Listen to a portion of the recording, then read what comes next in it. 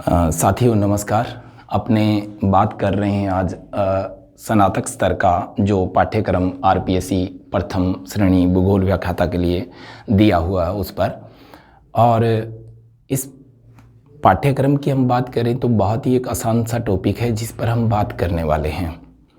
आसान का मेरा मतलब ये है कि वास्तव में ही भूगोल एक विज्ञान की तरह है और अगर उसे हम गणितीय विधियों के आधार पर पढ़ें तो मैं मानता हूँ कि इतने आसान कंटेंट है भूगोल के कि दिमाग से निकलते नहीं हैं। तो आज मैं उसी तरीके से आपसे बात करूँगा और हम बात करते हैं आज एक अच्छे से टॉपिक की जिसको हम भू संतुलन या समस्थिति या आइसोस्टेसी के नाम से जानते हैं। आपके स्नातक स्तर में दो टॉपिक बड़े अच्छे हैं, लेकिन जब भी ऑप्शन के तौर पे ये दोनों शब्द आते हैं जैसे भू संतुलन या फिर भू संचलन, दोनों पढ़ने में एक जैसे से हैं, यानी कि कई बार जो माइंड है वो स्लिप हो सकता है। तो थोड़ा ध्यान करना कि जो भू संतुलन है वो एक अलग मुद्दा है और भू संचलन है वो अलग मुद्दा है। तो हम पहले बात करते हैं किस पर, भू संतुलन पर बात करते हैं। तो साथियों बिना देर किए हुए हम बात करेंगे भू संतुलन पर, है ना। भू संतुलन, अगर मैं बात करूं भू संतुलन की तो इसको हम क्या कह सकते हैं,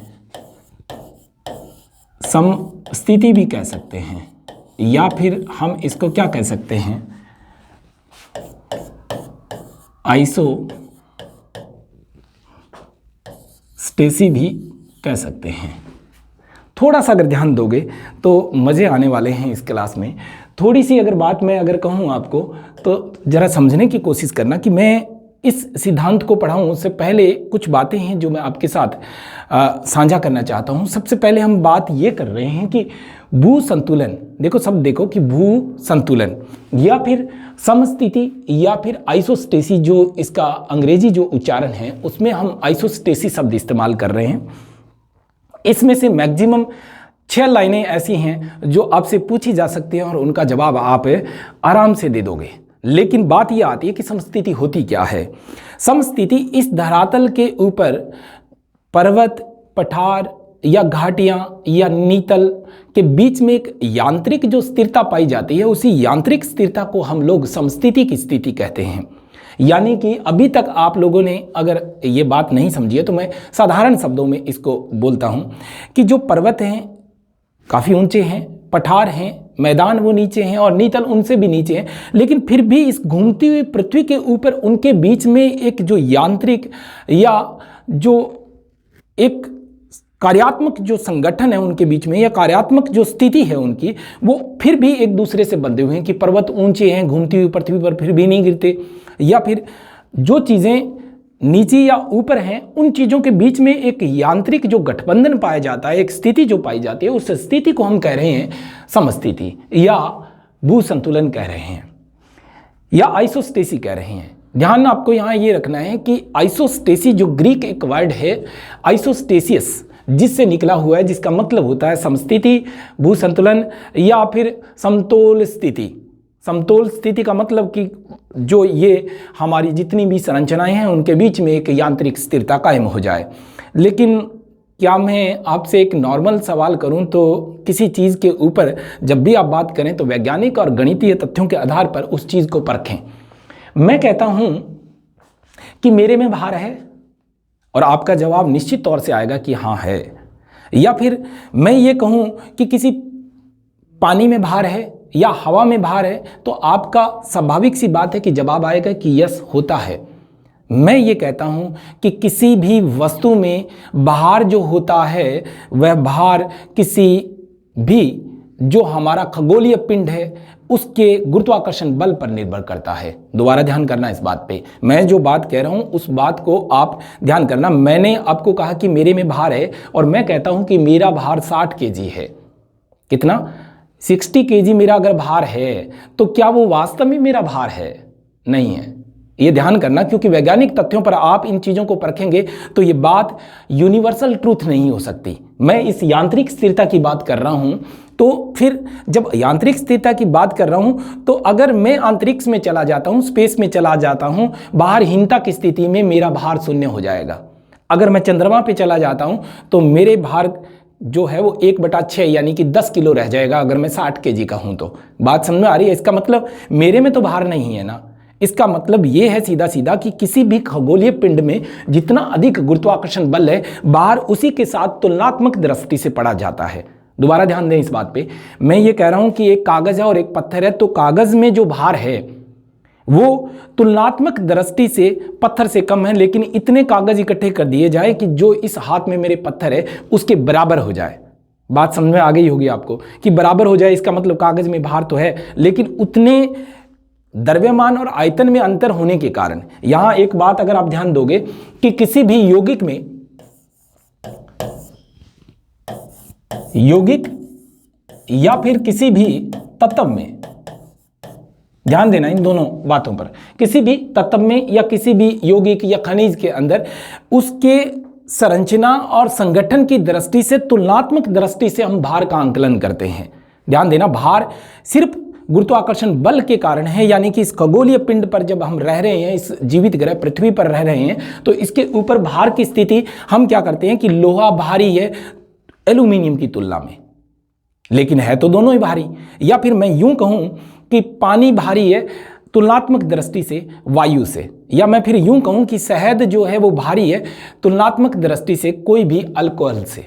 तो बात आप समझ रहे होंगे, यही चीज जो है कहीं ना कहीं भू संतुलन में हुई, और इस स्थिति को जब समझा गया तो बहुत सारे तथ्य सामने आए। मैं सीधी सीधी और साफ साफ बात करूंगा कि समस्थिति का मतलब होता है कि घूमती हुई पृथ्वी पर या अस्थिर पृथ्वी के ऊपर जितने भी पर्वत, पठार, घाटियां, नीतल मैदान जो हैं, उनके बीच में एक यांत्रिक स्थिरता को ही हम समस्थिति कहते हैं। क्योंकि सवाल यह आना चाहिए कि पर्वत गिरते क्यों नहीं, या फिर जो नीतल मैदान है वो धंसते क्यों नहीं। फिर एक सवाल मेरे दिमाग में और आता है, इससे हटके मैं बात बता रहा हूं आपको जो किताबों में लिखी हुई है, कि क्या मैंने जब आपको नदियों के अपरदन चक्र को समझाया या नदियों द्वारा किए गए बाह्य कार्यों को बताया, तब मैंने एक बताया था कि नदियों का प्रमुख कार्य है, सेलिसबरी ने यह परिभाषा दी थी कि नदियों का प्रमुख कार्य है कि पर्वतों को समुद्र तक लेके जाना या समुद्र में निक्षेपित कर देना। अब देखिए कि इस बात में जहां हम ये कहते हैं कि पर्वत हल्के पदार्थों से बने हैं, नीतल भारी पदार्थों से बने हैं, तो आप जरा सा दिमाग लगाओगे तो पर्वत कभी नीतल थे और नीतल कभी पर्वत होंगे, क्योंकि ये एक रूपतावाद की संकल्पना थी। क्योंकि एक रूपतावाद का मतलब है कि ये सारी संरचनाएं जो है एक चक्रीय अवस्था में चलती हैं, तो कभी पर्वत नीतल हो सकते हैं और नीतल मेल्ट होकर पिघल कर लावे के रूप में वापस पर्वत हो सकते हैं। तो जो ऊपर उठ गया वो हल्का हो गया, ध्यान देना इस बात पे, जो ऊपर उठ गया वो हल्का हो गया, जो नीचे धंस गया वो भारी हो गया। ऐसा क्यों है? तो पदार्थ तो वही है। अगर मैं सियाल की बात करूं तो सियाल का औसत घनत्व अधिकांश विद्वानों ने 2.75 ग्राम सेंटीमीटर क्यूब बताया है। अगर सियाल का घनत्व इतना है तो नीतल भी सियाल पे हैं और मैदान भी सियाल पे है, घाटियां भी सियाल पे है, पर्वत और पठार भी सियाल पे हैं। तो इसका मतलब ऊपरी जो कठोर भाग है उसका औसत घनत्व तो ये रहना चाहिए। तो फिर पर्वत हल्के क्यों हुए या फिर नीतल जो है भारी क्यों हुए? आइए हम जानते हैं इसी के बारे में और बात पूरी तरह से स्पष्ट हो जाएगी। तो मैं अगली जो बात है वो कर रहा हूं भू संतुलन पर, यानी कि आइसोस्टेसिस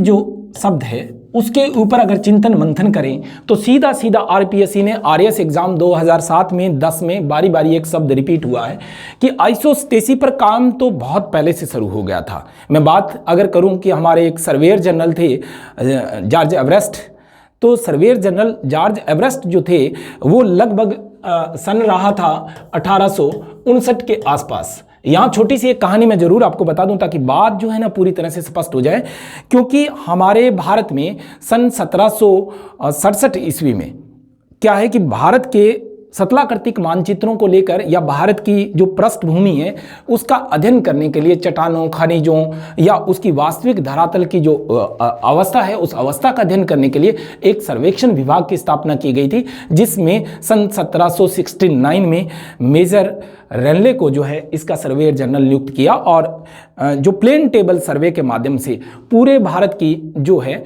वो टोपोग्राफी शीट बनाई गई थी। उसी पे ये कार्य चल रहा था, उसी पे ये कार्य चल रहा था। 1859 की बात है और उस समय हमारे सर्वेयर जनरल थे जॉर्ज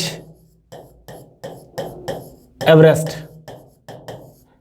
ध्यान देना, जॉर्ज एवरेस्ट के नाम पर ही हमारी जो माउंट एवरेस्ट की चोटी है जो नेपाल में स्थित है, हिमालय की और दुनिया की सबसे ऊंची चोटी है, वो इसी के नाम पे पड़ी थी। तो जॉर्ज एवरेस्ट जब काम कर रहे थे तो एक जगह है, ये याद करने की जरूरत नहीं है क्योंकि हम इस मूल थ्योरी को समझने वाले हैं। गोरखपुर उत्तर प्रदेश के पास कल्याण और कल्याणपुर नाम की दो जगह हैं। जब ये सर्वेक्षण कार्य चल रहा था तो अक्षांशीय त्रिभुजीकरण विधि के दौरान जब मैच किया गया तो डाटाओं में अंतर आया, यानी कि अक्षांशीय जो विस्तार है उनके अंदर अंतर आया और वो अंतर 5.236 मिनट के आसपास का था। लेकिन ये अंतर आंकड़ा याद करने की ज़रूरत नहीं है, लेकिन बात मैं ये कर रहा हूँ कि जब वो अंतर आया तब उनके दिमाग में एक बात आई कि जो हिमालय है ना, हिमालय जो पेंडुलम होता है, जब हम सर्वेक्षण करते हैं उस समय अधिकांश साथी जब प्रैक्टिकल करते हैं तो उन्होंने देखा होगा पेंडुलम या साउल पिंड के नाम से हम उस उपकरण को जानते हैं, जो भूमि और जो सीट होती है उनके लंबवत धरातल को मेंटेन करने के लिए हम इस्तेमाल करते हैं या लंबवत बिंदुओं को ढूंढने के लिए इस्तेमाल करते हैं। तो पेंडुलम जब लटकाया जा रहा था तो पेंडुलम जो था हिमालय से दूर छिटक रहा था, हिमालय से दूर छिटक रहा था, क्योंकि हिमालय से जब दूर प्रतिकर्षित हो रहा है तो बहुत सारे सवाल जो थे वो अंतर सामने स्पष्ट हुए, क्योंकि अक्षांशीय जो अंतर था वो 5.236 मिनट के आसपास आया। तो ये सारी जो कंडीशन थी वो बड़ी वास्तव में एक रोचक थी कि हिमालय या तो हल्का है, दोबारा ध्यान दें इस बात पे, या तो हिमालय हल्का है, या फिर जो हिमालय है वो बुलबुलों से बना हुआ है, या फिर हिमालय के निर्माण में जिन चट्टानों से इसका निर्माण हुआ है वो चट्टानें हल्के पदार्थों की है। तो फिर ये बहुत सारे जो सवाल थे वो एरी के सामने रखे गए। किसके सामने? एरी महोदय के सामने रखे गए। एरी महोदय ने बहुत सारे तथ्य दिए, एरी महोदय ने बहुत सारे तथ्य दिए। अब मैं यहाँ जो बात कह रहा हूँ कि यांत्रिक स्थिरता यानी पर्वतों, पठारों या मैदानों या फिर नीतल जो है उनके बीच में जो यांत्रिक स्थिरता है, उस स्थिरता का पता लगाने के लिए उन्होंने कई अनुमान लगाए कि हिमालय बुलबुलों का बना हो सकता है, इसमें हवा हो सकती है, या फिर जो हिमालय है वो कम घनत्व वाले पदार्थों का बना होगा, या फिर हिमालय ऊंचाई के कारण ऐसा प्रतीत हो रहा होगा कि ऊंचाई पर जाने के बाद पदार्थ हल्के हो जाते हैं। लेकिन मेनली जो बात आती है वो ये आती है कि जो भी पदार्थ इस खगोलीय पिंड पृथ्वी के ऊपर, जब भी हम ये देखें कि केंद्र से जितना वो दूर है उतना ही वो हल्का है। पदार्थ चाहे किसी भी कंडीशन का रहा हो या किसी भी तत्वों का बना हो, लेकिन यहाँ बात यह आती है कि जो इस पृथ्वी के ऊपर जितने भी यौगिक और तत्व हैं वो तत्व तुलनात्मक दृष्टि से हम परखते हैं कि कौन सा किससे भारी है। जैसा मैंने उदाहरण दिया कि जल और शहद में जो अंतर आ रहा है वो तत्वों के सघनता के आधार पर यह परखा जाता है कि एक समान द्रव्यमान वाली इकाई में जब उनको डालते हैं तो उनका भार जो है वो अलग अलग आता है। तो इसका मतलब सीधा सा आप समझ गए होंगे कि मैं ये कहना चाह रहा हूँ कि पर्वत हल्के पदार्थों का बना हुआ है। ये बात उन्होंने कही तो बहुत सारे विचार आए, और ये विचार जो थे वो एक थियरी के रूप में, एक सिद्धांत के रूप में एरी महोदय ने प्रस्तुत किए। किसने? एरी महोदय ने प्रस्तुत किए। यहां पहला जो प्रश्न आता है वो आरपीएससी ने जब बारी बारी पूछा तो मैं यहां बताना चाहूंगा आपको कि 1859 में इस आइसोस्टेसी पर काम करना शुरू हुआ था, और यकायक ये जो एक सर्वेक्षण के दौरान पैदा होने वाली एक आकस्मिक घटना थी, और इस आकस्मिक घटना के लिए एक शब्द इस्तेमाल किया 1889। साथियों इस सन को रट लें, बहुत बार पूछा गया है। 1889 में एक अमेरिकन विद्वान था डट्टन महोदय। कौन? डट्टन महोदय।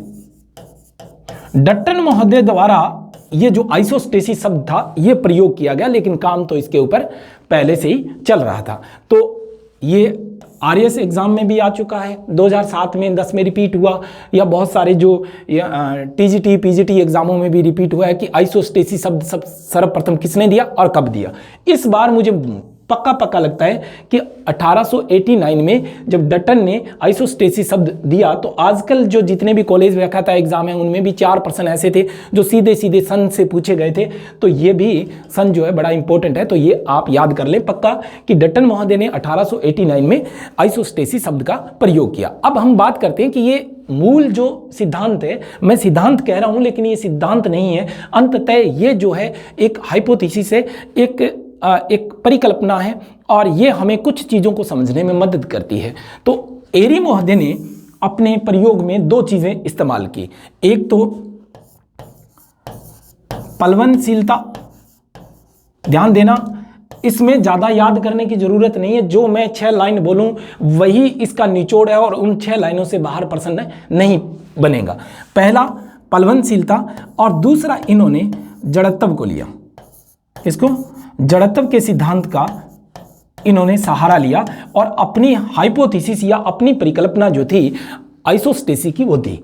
ध्यान दें, पलवनशीलता इन्होंने सीधा सा कहा कि सियाल सीमा पर तैर रहा है। ये स्वाभाविक सी बात है कि सीमा ज़्यादा घनत्व वाले पदार्थों की और लिक्विड अवस्था में है, अधिक घनत्व होने के कारण जो सियाल सीमा की तुलना में हल्का है। यहाँ ध्यान देना कि सियाल सीमा की तुलना में हल्का है तो वो उसके ऊपर स्वतंत्र तैर रहा है। एक बात तो ये कि स्वतंत्र तैर रहा है, तो इन्होंने जो बात कही एरी ने, ये बड़ी महत्वपूर्ण बात थी। उन्होंने कहा था कि सभी जो स्तंभ है उनके जो लंबाई है उनमें तो अंतर है लेकिन इनका जो घनत्व है वो बराबर है।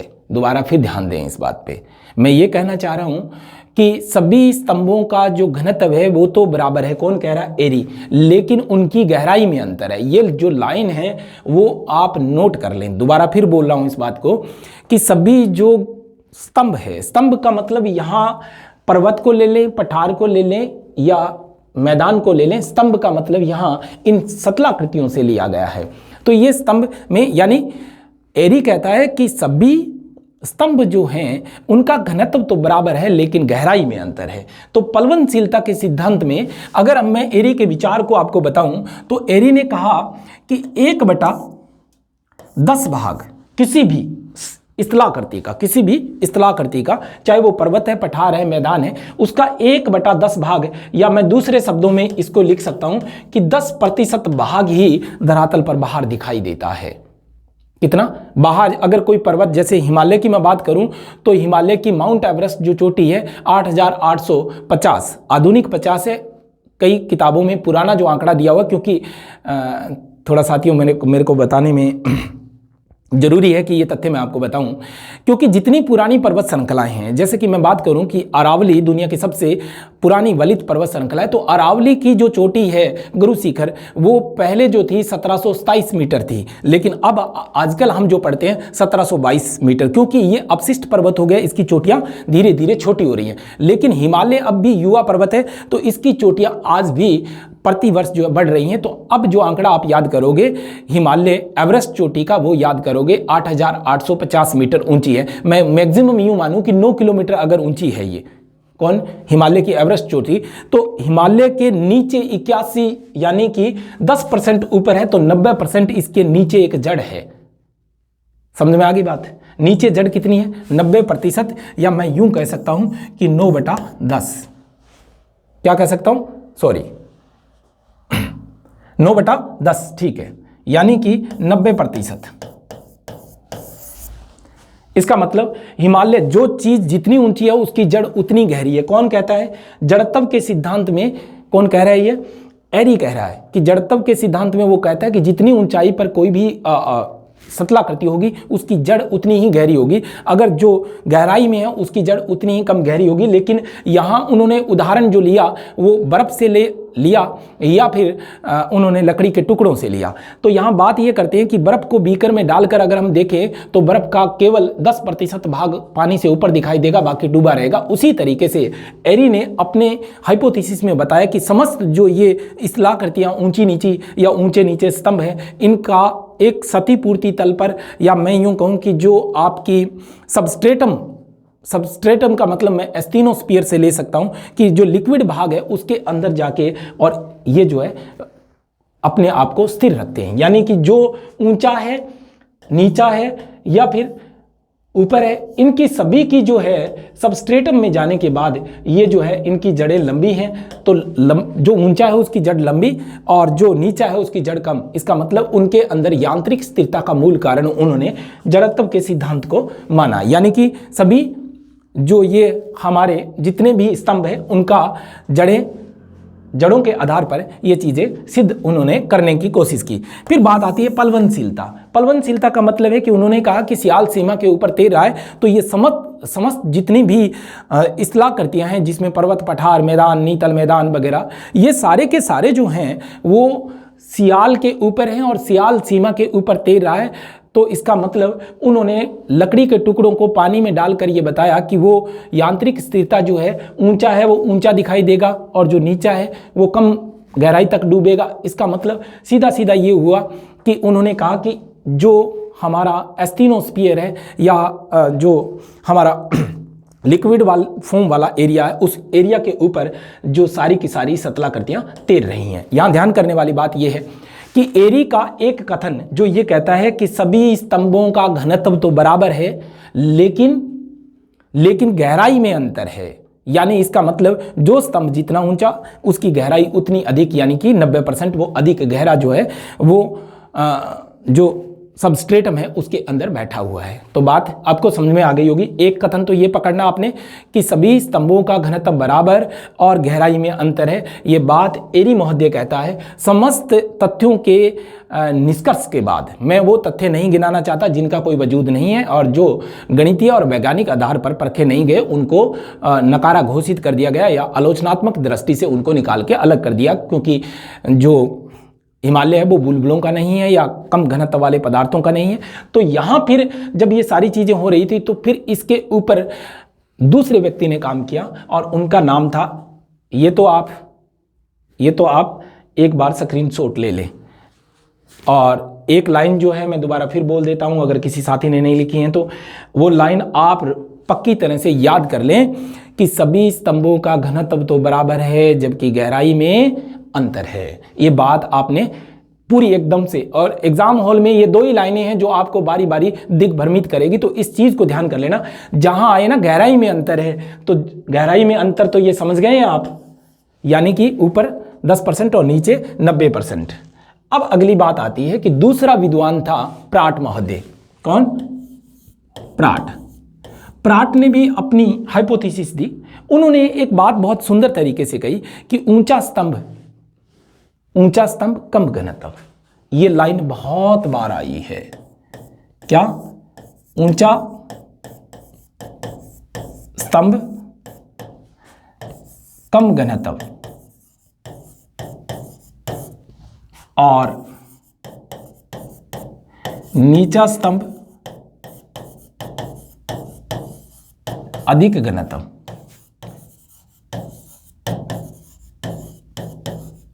ये बात प्राट की बहुत बार सीधी सीधी लाइन के रूप में आ जाती है। या फिर एक लाइन बहुत और सुंदर है, इन्होंने एरी से एक उल्टी बात कही, वो बड़ी सुंदर लाइन है और बारी बारी ये लाइन जब आती हैं तो आप प्राट और एरी के अंदर जो है दिग्भ्रमित हो जाते हो। उन्होंने कहा कि सभी जो स्तंभ है, सभी स्तंभों के घनत्व में अंतर है जबकि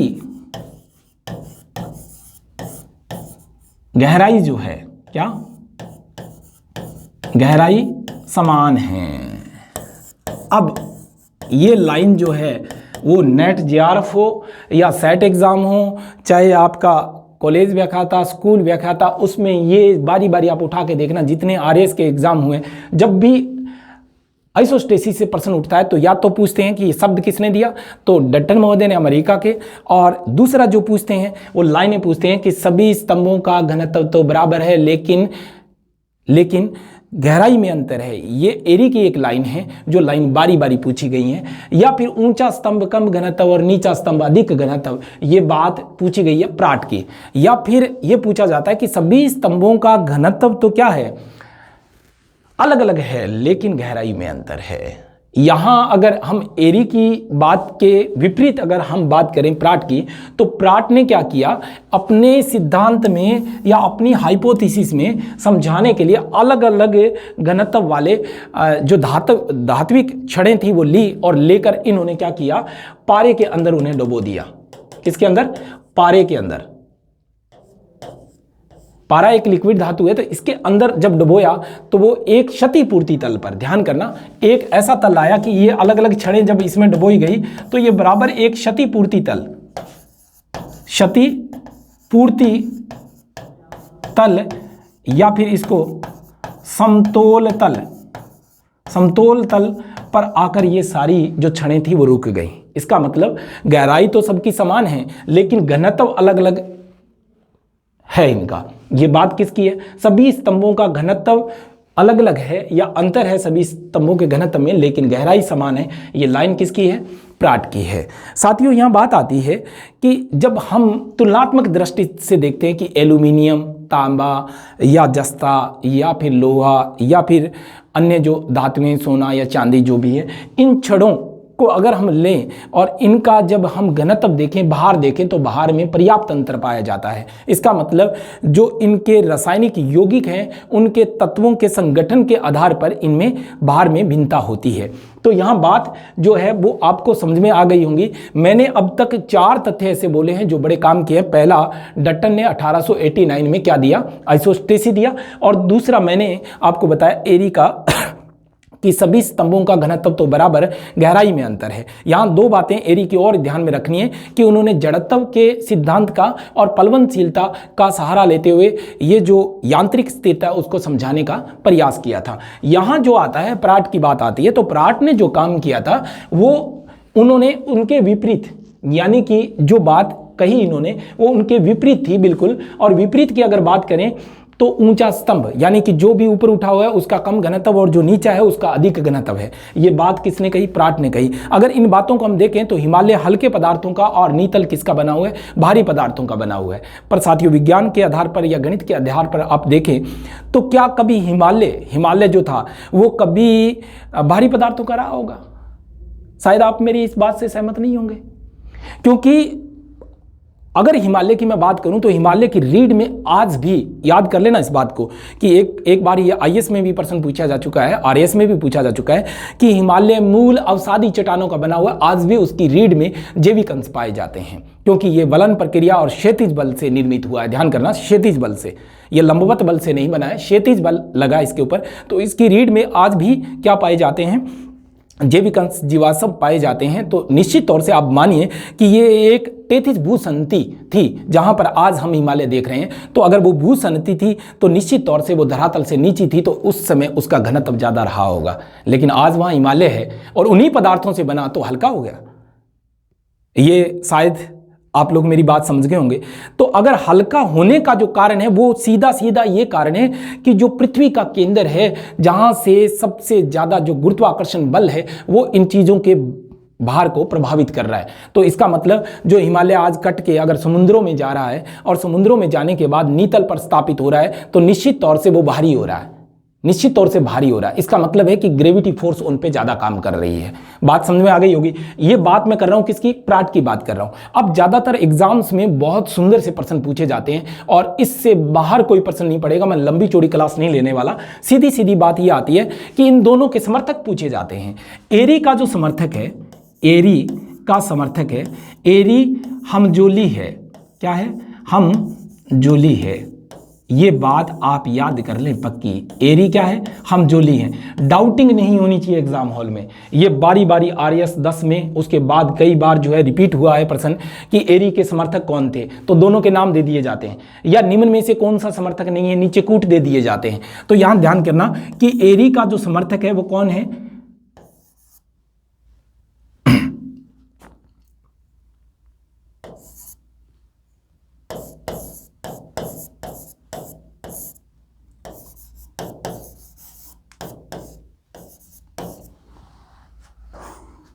सॉरी, लिखने में मिस्टेक हुई।